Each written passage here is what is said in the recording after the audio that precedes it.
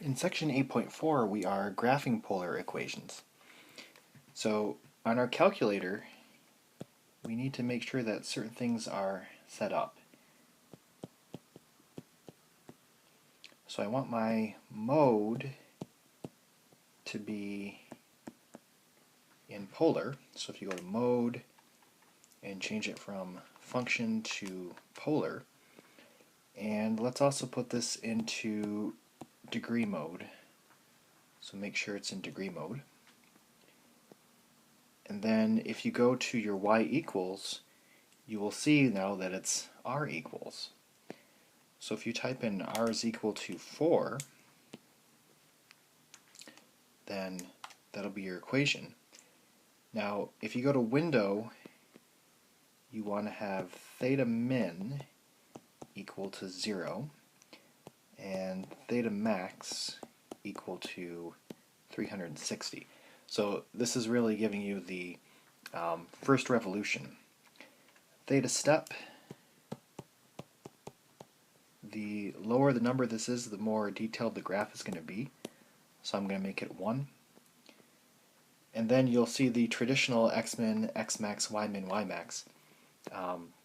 For this particular question, I'm going to have x-min be -5, x-max be 5, y-min be -5, and y-max be 5.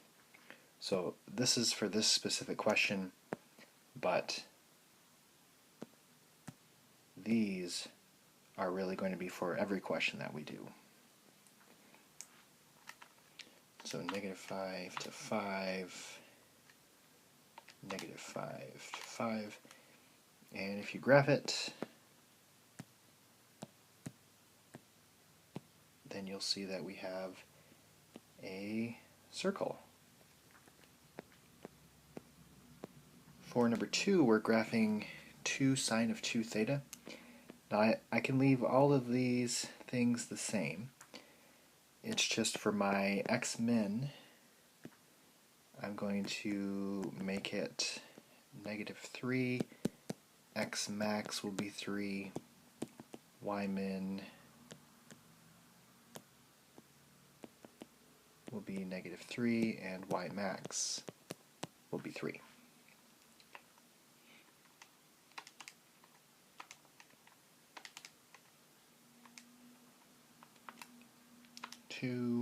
Sine of 2 theta. So the x key, or the variable key, is now the theta key.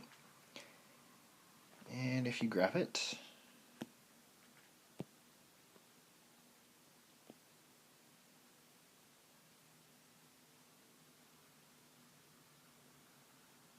it's kind of a cool picture.